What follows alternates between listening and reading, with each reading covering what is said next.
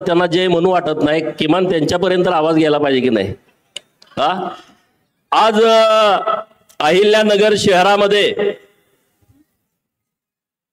ज्या महामानवामुळे आपण माणूस म्हणून जगतोय, ज्या महामानवामुळे मी आज तुमच्या समोर आमदार म्हणून उभा आहे, कारण तेव्हा परिस्थिती अशी होती की काही मोजक्या लोकांना मतदानाचा अधिकार द्या असं काही लोक म्हणत होती, परंतु तो महामानव असं बोलला की नाही, या देशातल्या झोपड्यात राहणाऱ्या माणसाला सुद्धा एकाच मताचा अधिकार असेल आणि या देशामध्ये जो भांडवलदार असेल, श्रीमंत असेल, त्याला सुद्धा एकाच मताचा अधिकार असेल। अशा महामानवाच्या बाबत त्यांचा सुद्धा बाप बाबासाहेबच आहे, म्हणजे बाबासाहेब म्हणून त्यांना मताचा अधिकार आहे, तरी सुद्धा ते आता चुकीच्या पद्धतीनं बाबासाहेबांच्या प्रतिमेची विटंबना देशामध्ये, महाराष्ट्रामध्ये वेगवेगळ्या ठिकाणी करतायत। अशा सर्वांना उत्तर देण्यासाठी आज आपल्या अहिल्यानगर शहरामध्ये ही आपली सभा आहे आणि या सभेमध्ये ज्यांनी आता आपल्याला मार्गदर्शन केलं ते जिहादींचे बाप माननीय आमदार, बाप म्हणजे कसं ठोसा म्हणून बाप, माननीय संग्राम भैया जगताप व्यासपीठावरती उपस्थित आहेत, माननीय सागर बेग, माननीय वाल्मिक अण्णा निकाळजे, माननीय नानासाहेब वाघमारे आणि तुम्ही सगळेजण इतक्या मोठ्या संख्येनं आपण उपस्थित आहात। खरं तर उशीर खूप झालाय सभेला, मी जास्तीचं बोलणार नाही, थोडक्या मिनिटांमध्ये माझं मत व्यक्त करणार आहे। परंतु मित्रांनो, विषय नीट समजून घ्या की डॉक्टर बाबासाहेब आंबेडकर साहेब इतके बुद्धिवान होते, इतके हुशार होते, भारताची फाळणी होण्या अगोदर त्यांनी थॉट्स ऑन पाकिस्तान नावाचं पुस्तक लिहिलं। वाल्मिक अण्णांनी जे सांगितलं त्याच्यावरती त्यांनी भाष्य केलं की दारुल इस्लाम आणि दारुल हर्ब, म्हणजे दारुल इस्लाम म्हणजे इस्लाम का घर आहे, दारुल हर्ब म्हणजे युद्धाची भूमी आहे, म्हणजे जे जे मुसलमान राष्ट्र आहे ते त्यांना इस्लामाचं घर वाटतं आणि जे जे गैर मुसलमान राष्ट्र आहेत ते त्यांना युद्धाचं घर वाटतं। म्हणजे भारत हे मुसलमानांच्यासाठी युद्धाचं घर आहे असं ते मानतात, असं मी म्हणत नाही। महामानव डॉक्टर बाबासाहेब आंबेडकर साहेबांनी 15 ऑगस्ट 1947 ला फाळणी होण्यापूर्वी जे पुस्तक लिहिलंय त्या पुस्तकात लिहून ठेवलंय। त्यांना राष्ट्र हे प्रथम नाही आहे, त्यांना मुस्लिम हे प्रथम आहे, त्यांना इस्लाम हे प्रथम आहे। म्हणजे जगातले जे मुसलमान जी भूमिका घेतात ती त्यांना भारतापेक्षा त्याला प्राथमिकता देतात, म्हणजे राष्ट्रीयत्व त्यांच्यामध्ये नाही आहे, राष्ट्राविषयीची भूमिका त्यांच्या मनामध्ये नाही आहे। आणि म्हणून मित्रांनो, हा विषय नीट समजून घ्या। समजा मी बोललो म्हणजे भारतीय जनता पार्टीच्या लोकांना हिंदू मुसलमान करायची सवय आहे, अरे पण संग्राम भैया जगताप पण बोलतायत ना, मग जरा सिरियस घ्या ना, तुम्ही सिरियस घेण्याची आवश्यकता आहे ना। बर ठीक आहे, संग्राम भैया बोलतायत, महामानव डॉक्टर बाबासाहेब आंबेडकर साहेबांनी हे अगोदर लिहून टाकलं की बाबांनो, या लोकांना देशाचं काही पडलेलं नाही। आणि जेव्हा फाळणी होत होती तेव्हा बाबासाहेब म्हणत होते त्यांना रेल्वेच्या गाडीमध्ये भरून सगळे तिकडे पाठवा आणि तिकडचे सगळे हिंदू इकडे आणा। जर बाबासाहेबांचं ऐकलं असतं तर आता आपल्याला मोर्चा काढायची वेळ आली नसती। म्हणजे बघा किती बुद्धिवान माणूस होता, किती त्याने हुशारीने हे सगळं लिहिलंय। संग्राम भैयांनी जे उदाहरण तुम्हाला सांगितलं रंजन चौधरीचं, मी त्यात एक मुद्दा मांडणार आहे। रंजन चौधरी 5 वेळा काँग्रेसचे खासदार होते, मुसलमान त्यांना मत देत होते, परंतु जेव्हा मुसलमानांना कळालं की आता आपली संख्या वाढलेली आहे तेव्हा त्यांनी त्यांचा पठाण नावाचा खासदार निवडून दिला। रंजन चौधरीला आणि काँग्रेसला कळालं पण नाही की 5 वेळा आलेला निवडून खासदार पडला कसा। पण त्याच्या पुढे जाऊन एक गमतीची गोष्ट आहे, आपले 11 हिंदू उमेदवार उभा राहिले होते, त्यांना 5 लाख मतं पडली. पठाण हे टीएमसी कडून उमेदवार होते, त्यांना 5 लाखाच्या वर मतं पडली. दुसरे 2 मुसलमान उमेदवार उभा राहिले होते, त्यांना फक्त 2,500 मतं पडली. किती? आपल्या 11 हिंदूंना 5 लाख पडली, त्यातली 80,000 जर इकडे आली असती तर रंजन चौधरी निवडून आले असते. ते कुठल्या पक्षाचे गटाचे आपल्याला माहित नाही, पण दगडापेक्षा वीट मऊ. म्हणजे तुम्ही समजून घ्या, मतदान करताना ते किती अत्यंत हुशारीने करतात. आता निवडणूक आलेत, आता काँग्रेसवाल्यांच्या बाजूने सगळे मुसलमान ठामपणे उभा राहिलेत. काँग्रेस बरोबर असणाऱ्या हिंदूने ठरवलं पाहिजे, मुसलमान एक साथ तुमच्या बरोबर येतो, आम्ही तुमच्या विरोधामध्ये जातो. सगळ्याला ठरवलं पाहिजे ना, भूमिका घेतली पाहिजे. अरे भूमिका घ्या ना. अरे परवा ती डुकरं इथून बोलली, काय बोलली? आम्ही अहमदनगर बोलणार, अहिल्यानगर बोलणार नाही. तुमच्या जर नाही खुट्टा ठोकला तर तुम्ही आम्हाला नाव सांगा. कलेक्टर अहिल्यानगर यांना माझं आव्हान आहे, या अहिल्यानगर शहरात आणि जिल्ह्यात जेवढे मुसलमान म्हणतायत की आम्ही अहमदनगर म्हणणार, त्यांच्या दुकानावरती जर अहमदनगर लिहिलेल्या पाट्या असतील तर त्यांचा शॉप ऍक्टचा लायसन रद्द करून टाका. ही मोहीम राहा 15 दिवस. ज्यांच्या दुकानावरती, ज्यांच्या दुकानाची बिल आहेत, पावती बुका, त्यांच्यावरती ज्याने अहमदनगर लिहिलं आहे त्यांचं लायसन रद्द करून टाका. माझं म्हणणं योग्य आहे का अयोग्य आहे तुम्ही सांगा, हात वर करून सांगा, योग्य आहे का अयोग्य? तुम्हाला अहमदनगर वाटतंय? अरे तुमच्या आता त्या दादागिरीच्या भाषा इथं चालत नाही. इथं कायद्याचं राज्य आहे. महाराष्ट्र सरकारनं निर्णय केला, केंद्र सरकारनं निर्णय केला, अहमदनगरचं नाव खोडून टाकला, अहिल्यानगर केला, औरंगाबादचं नाव खोडून टाकला, छत्रपती संभाजीनगर केलाय, तिकडं उस्मानाबादचं नाव बदलला, धाराशिव केलाय, तिकडं इस्लामपूरचा निर्णय घेतलाय, ईश्वरपूर केलाय. अरे ज्याने या भारतावरती आक्रमण केला, मग ते मुघल असतील, ते आदिलशाहीवाले असतील, ते निजामशाह असतील, हे अहमद असेल, हे तुमचे कसे काय आदर्श असू शकतात? ज्यांनी या हिंदू धर्मावरती आक्रमण केलं, हिंदूंचं धर्मांतरण केलं, या देशातली हजारो मंदिरं पाडली, हजारो मंदिरातल्या मूर्तींचं विटंबन केलं, मूर्तींची तोडफोड केली, ते तुमचे कसे काय हिरो असू शकतात? अरे छत्रपती शिवाजी महाराजांनी तेव्हाच तुम्हाला गाडलाय. छत्रपती शिवाजी महाराजांनी तुमचं तेव्हा थडगा बांधलाय आणि त्या थडग्यावरती भगवा झेंडा रोवलाय. तुम्ही जर परत अशी भांडगुळा जर कोणी वळवळ करत असतील तर ती ठेचण्याची हिम्मत आणि धाडस आमच्या हिंदू पोरांच्या मध्ये आहे. ठेचाल की नाही ठेचणार? अरे आता तुम्हाला वाटतंय आम्हाला औरंगाबाद पाहिजे. कोण औरंगाबाद? तुमचा काय आजोबा पंजोबा बाप लागतोय? कोण लागतो? औरंगजेब कोण लागतो? तुमचा अहमद कोण लागतो? या देशामध्ये राहता, या महाराष्ट्राच्या मातीमध्ये राहता, हितलं खाता आणि तुम्ही बाहेरच्या लोकांची गाणी गाता. जर तुम्हाला भारताविषयी प्रेम नसेल तर बॅग भरानाच जावा. जात नसाल तर तुमच्या ढोंगणावरती आम्ही लाता घालू आणि तुम्हाला घालवून देऊ. संग्राम भैयांनी आता एक इथं FIR कॉपी वाचली. FIR कॉपी आमचं नाही मत. संग्राम भैयांनी आता त्यांच्या भाषणामध्ये सांगितलं, ऑस्ट्रेलिया आणि भारत यांची मॅच झाली.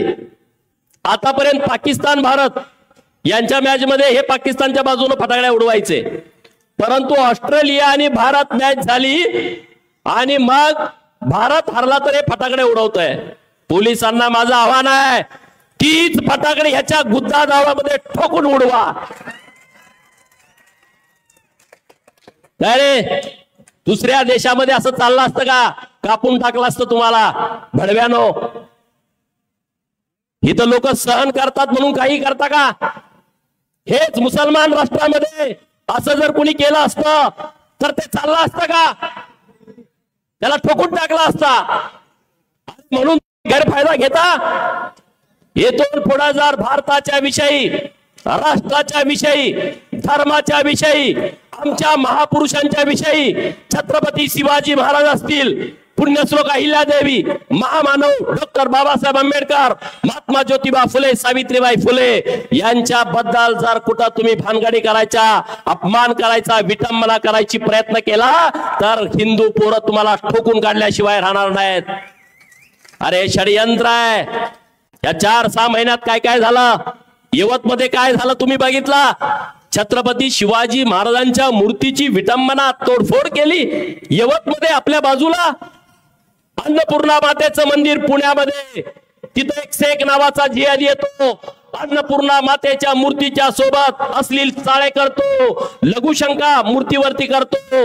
आमच्या सांगली जिल्ह्यामध्ये भवानीपूर, जे पूर्वीचं खानापूर, तिथं महादेवाच्या समोरच्या नंदी महाराजाची शिंग तोडून टाकतो, कान तोडून टाकतो. हे काय असंच होतं का? बाबासाहेबांच्या मूर्तीची विटंबना होते, हे असंच होतं का? अरे हे सगळं ठरवून चाललंय. ते चेक करतायत. आपल्या ज्या अस्मिता आहेत, आपले जे आदर्श आहेत, त्या आदर्शावरती घावा घालण्याचा हे प्रयत्न करतायत. छत्रपती शिवाजी महाराजांच्या मूर्तीची मोडतोड केली तर हिंदूंच्या भावना काय होत आहेत हे चेक करतायत मित्रांनो. अरे छत्रपती शिवाजी महाराजांच्या मूर्तीकडे जर कोणी हात घालत असेल तर त्याचा हात तोडून टाकला पाहिजे, हे धाडस आपण केलं पाहिजे मित्रांनो. कस काय होतं छत्रपती शिवाजी महाराजांच्या मूर्तीबद्दल तुम्ही विटंबना करण्याचं धाडस करता. हे एका दोघाचं काम नाही, हे मोठं षडयंत्र आहे. कालच पोरं सुटली परवा दिवशी, यवतच्या पोरं तर गेल निघाली, त्यांनी ठोकून काढले. संग्राम भाई आणि आम्ही गेलो होतो तिथं. 17 पोरं जेलमध्ये होती, 12 पोरं परवा दिवशी सुटली. पोरांचा फुटल्यानंतर फोन आला होता. मित्रांनो, आम्ही माती भडकवतोय अशातला विषय नाही, नीट विषय समजून घ्या. काश्मीरमध्ये 100% हिंदू होते, काश्मीरमध्ये 100% हिंदू होते. आता काय परिस्थिती आहे तुम्ही बघा, जम्मू काश्मीरची काय परिस्थिती आहे बघा. कुठे गेली ती लोक? आज महाराष्ट्रात ती परिस्थिती व्हायला अवघडलाय. मी जबाबदारीने बोलती आज होतात. महाविकास आघाडीच्या काळात तर त्यांना जास्त प्रोटेक्शन मिळालं मित्रांनो. अहिल्यानगर मध्ये सर्वात जास्त लँड जिहाद होतो. आज एक कोटला नावाची जी झोपडपट्टी आहे, काय आहे, केंद्र सरकारची जागा आहे. प्रशासनाला मला आवाहन करायचंय, जसं पिंपरी चिंचवडला भोसरीला माननीय देवाभाऊंच्या नेतृत्वात, महेश दादा लांडगे यांच्या नेतृत्वामध्ये 800 हेक्टर मधलं सगळी झोपडपट्टी उद्ध्वस्त करून टाकली. तसं मुकुंदनगर आणि कोटला केंद्र सरकारच्या जागेमध्ये तुम्ही घुसलाय. तुमच्या बापाची जागा आहे का रे? हा ज्याला जागा नाही त्याला देऊ घे, पण तुमच्या फुजली जास्त आहे. देशाच्या विरोधामध्ये घाणेरडी कृत्य करता, महापुरुषांच्या विरोधामध्ये षडयंत्र करता आणि सरकारच्या राहता. तुम्ही काय सरकारचे पाहुणे काय? तुम्हाला हकलून देण्याची व्यवस्था केली जाईल आणि ते संग्राम भाई यांच्या नेतृत्वात केली जाईल.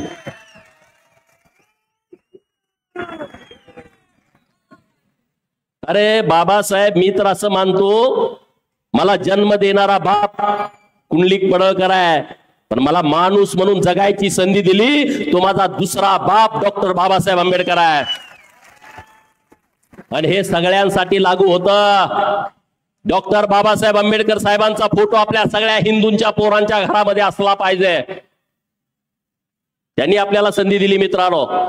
या बाबासाहेबांच्या विषयी तुम्ही असली घाणेरडी कृती करता आणि मग संग्राम भाईंचं नाव लिहिता. लोक शहाणे आहेत रे इथली. भीमशक्ती आणि शिवशक्ती, लहू शक्ती आज एकत्रित येते, महाराष्ट्राला एक वेगळा आदर्श घालून आज देते आहे. माझ्या मागासवर्गीय समाजाचा मताचा गैरफायदा या लोकांनी उठवलाय, गैरफायदा उठवलाय. या सगळ्या लोकांना ठेचून काढण्याची वेळ आलेली आहे. आणि म्हणून या येत्या काही काळामध्ये महाराष्ट्रामध्ये धर्मांतरणाच्या विरोधामध्ये एक कडक कायदा येतोय. जे आज लोकांचं धर्मांतरण करतायत, तुम्हाला राशन देतो, तुम्हाला औषधं देतो, आम्ही प्रार्थना करतो, तुमचा आजार बरा करतो, ज्याला 1 किडनी आहे त्याला 2 किडनी देतो, ज्याचं हृदय खराब झालंय त्याचं हृदय दुरुस्त करतो, मी पाणी शिंपडतो, मंत्र करतो. आमच्या अडाणीपणाचा गैरफायदा घेता, आमच्या अज्ञानाचा गैरफायदा घेता आणि धर्मांतरण करता आणि मग म्हणलं आम्ही ठोकून काढा. मग हे संविधानाला धरून आहे का म्हणता? तर फसवून आणि जबरदस्तीनं धर्मांतरण करता हे संविधानाला मान्य आहे का? हे संविधानामध्ये आहे का? तर नाही, हे संविधानामध्ये नाही. आणि म्हणून धर्मांतरण करण्यासाठी तुमच्या गल्लीमध्ये, गावामध्ये, शहरामध्ये कोण आला तर त्याला जशास तसं उत्तर देण्याची भूमिका तुमची आणि आमची असली पाहिजे. मित्रांनो, कुठवर बघत बसणार आहे? हा जन्म पुन्हा नाही आहे. प्रत्येकाला वाटतं की भारत हा जगातला सर्वात श्रेष्ठ संस्कृती असणारा देश आहे. हिंदू धर्माकडे एका वेगळ्या नजरेनं बघितलं जातं आणि म्हणून जास्तीत जास्त धर्मांतरण करा, हिंदूंचे लचके तोडा, हिंदूंच्या जाती जातीमध्ये भांडणं लावा. अरे जाती जातीमध्ये भांडणं लावण्यापेक्षा आधी धर्म महत्वाचा आहे. जर धर्मच नाही राहिला तर जाती कुठून येतील? आणि म्हणून पहिल्यांदा राष्ट्र, धर्म आणि मग जाती. आणि म्हणून सगळ्या जातीच्या लोकांनी एकत्रित येऊन या जिहादी अवलादींना उत्तर दिला पाहिजे. परवा ते इथून काय बोलले? नितेश राणे साहेबांच्या वरती बोलले आणि आमच्या संग्राम भाईंच्या वरती बोलले. काय बोलले? नितेश राणे जर पायानं येतील आणि जाताना, अरे भोसडीच्या नो, नितेश राणे पर्यंत आणि संग्राम भैया पर्यंत जाऊस तर तुम्ही थडग्यात जाल ह्याचा विचार तुम्ही केला की नाही केला? हा, तुम्हाला थडग्यात गाडून त्याच्यावरती भगवानी निळा झेंडा आम्ही रोवू ना, तिकडे जायची कशाला गरज? हे किती मावळे आहेत? छत्रपती शिवाजी महाराजांचे हे मावळे किती आहेत? यांच्यातून तुम्ही जाणार कसे रे? जाऊ शकता का तुम्ही? तुमचा डीएनए चेक करा, तुमचा डीएनए हिंदूंचा आहे. हे मी म्हणत नाही. काँग्रेसचे नेते माननीय गुलाम आझाद, गुलाब नबी, हे मुस्लिम काश्मीर मधले, त्यांनी म्हणले अरे आपले सगळे पूर्वज हिंदू आहेत, कशाला रू? म्हणजे कॉकटेलवाले लय असे कडवे असतात. कॉकटेलवाले ते एकदम असे रागात असतात. तसे हे सगळी परिस्थिती झालेली आहे. आणि म्हणून त्या सगळ्या लोकांना मला सांगायचं आहे, हे आमचे आदर्श आहेत. अहिल्यानगर हे नाव तुमच्या कैक पिढ्या सूर्य चंद्र असेपर्यंत बदलू शकत नाहीत. आणि तुम्ही किती जरी अहमदनगर म्हणण्याचा प्रयत्न केला आणि तिकडे औरंगाबाद म्हणण्याचा प्रयत्न केला तर तुमच्या जन्माच्या दाखल्यावरती, तुमच्या शाळेच्या दाखल्यावरती तुम्हाला कुठलंही प्रमाणपत्र सरकारचं मिळेल. तुम्ही एखादी प्रॉपर्टी घेतली, घर घेतलं, जागा घेतली, दुकानात जाऊन एखादं कप घेतला, बिलावरती अहिल्यानगरच येणार. तुमचं नाव इकडं पुढं अहिल्यानगर, इकडं नाव तुमचं प्रॉपर्टी, तिकडं अहिल्यानगर. ते तुम्ही बदलू शकत नाही आणि ते बदलण्याच्या भानगडीत तुम्ही पडू नका. तुम्ही संपाल, तुम्ही बदलाल, परंतु आता शहरांची नावं बदलणार नाहीत.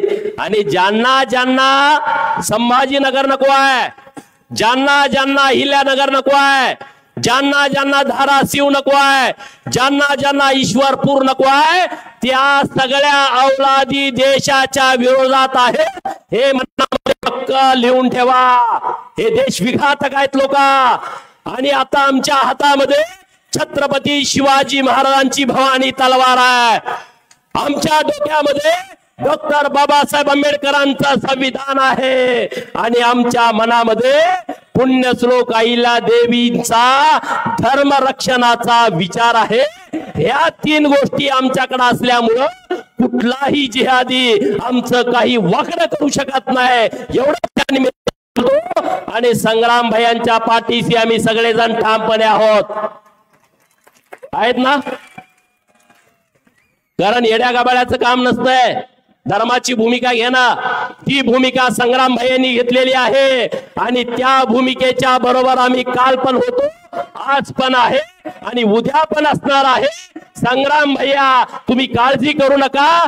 तुम्ही जे हिंदू धर्माचं रक्षण करण्याची भूमिका हातात घेतली आहे, ती भूमिका घेऊन पुढे चला. आम्ही सगळेजण तुमच्या सोबत आहोत. आंबेडकरी जनता तुमच्या सोबत आहे. तुमचं तर भाषण मला खूप आवडलं. त्यांच्यासाठी जोरदार टाळ्या वाजवा. वाल्मिकांना म्हटलं का वातावरण असं गरम होतंय, ह्या वाल्मिकांनी वातावरण परत गरम केलं आणि अत्यंत प्रभावी, अत्यंत अभ्यासू भाषण त्यांनी मांडलं. अरे बाबासाहेबांच्या विषयी जर कोणी बोलला तर तळपायची आग मस्तकात जाते.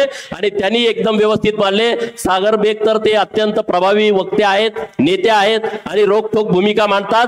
या सर्वांना मी धन्यवाद देतो. आणि तुम्ही सगळेजण इतक्या मोठ्या संख्येनं उन्हात इथं उपस्थित राहिला त्याबद्दल तुम्हालाही धन्यवाद देतो आणि थांबतो. जय हिंद, जय महाराष्ट्र.